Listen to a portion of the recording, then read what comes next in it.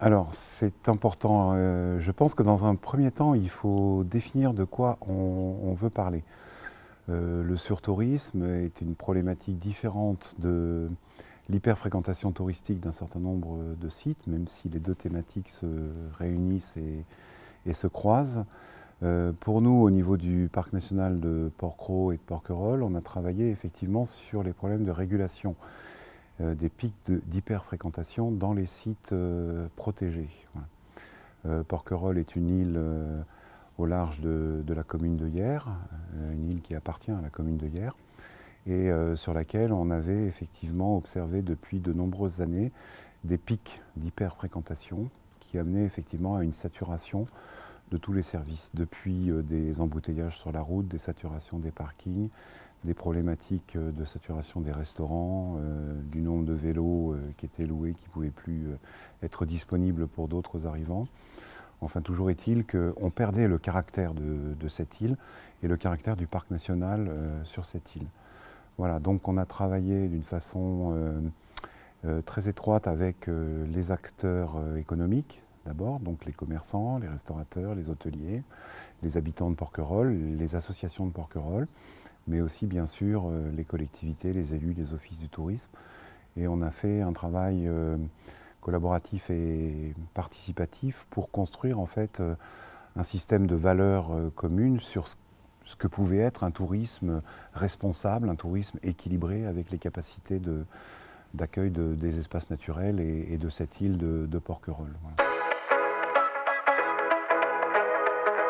Alors, Porquerolles est une île. On a réussi à réduire significativement en fait, ces pics d'hyperfréquentation et surtout peut-être à mieux les répartir sur les différents jours de la semaine et à terme à essayer de mieux répartir ça sur les différentes saisons de l'année. Les pics, on les observe toujours en milieu de semaine, en période estivale. Aujourd'hui, il y a un contingentement et des heures de départ précises, étalées en fait, pour arriver à Porquerolles. Donc la population, les visiteurs se répartissent beaucoup mieux sur l'île.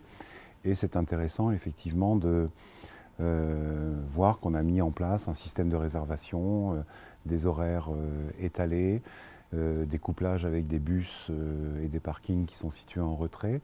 Enfin, tout ça apporte une bien meilleure fluidité de la fréquentation, donc un écrêtage des pics les jours de tension et peut-être une amélioration de la fréquentation touristique sur d'autres jours de la semaine qui étaient creux jusqu'à présent. Voilà, donc ce travail, c'est un travail très collaboratif, fait avec les habitants, les associations, les commerçants, qui permet effectivement aujourd'hui d'avoir établi ces règles avec les compagnies maritimes qui desservent nos îles, dans deux conditions différentes. D'une part, des compagnies qui sont sous délégation de service public. Il y a un village à Porquerolles, donc on est sur un principe de continuité territoriale. La délégation de service public se doit de pouvoir continuer à emporter les gens, mais aujourd'hui, il faut réserver sa place. Voilà, sauf pour les habitants, bien sûr, de l'île qui peuvent le justifier, auquel cas, eux sont dans la continuité territoriale comme habitants. On a également, donc, avec les autres compagnies maritimes, élaboré et signé une charte de fréquentation qui définit les conditions dans lesquelles le contingentement se répartit entre les compagnies maritimes. En gros, on est arrivé de pics de 10 à 12 000 visiteurs jour à un maximum aujourd'hui de 6 000 visiteurs répartis à 4 000 entre les compagnies sous délégation de service public et 2 000 sur les autres compagnies maritimes.